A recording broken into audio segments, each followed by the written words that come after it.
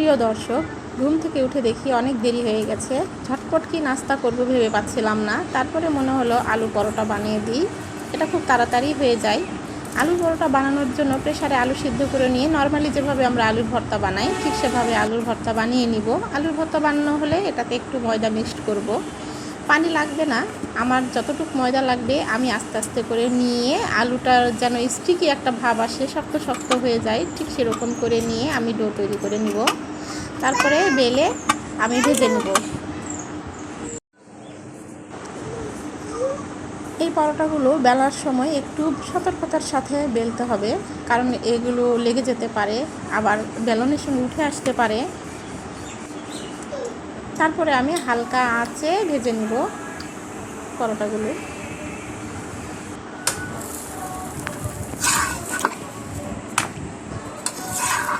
খুব ঝটপট হয়ে গেল আমার সকালের নাস্তা, খুব অল্প সময়ের মধ্যে। এটা আমি মেয়োনিজের সঙ্গেও খেতে পারি, যে কোনো সস দিয়েও খেতে পারি, দই দিয়ে খেতে পারি, এগুলো সব কিছু দিয়ে খেতেই বেশ ভালো লাগে, এমনি খাওয়াও যায়।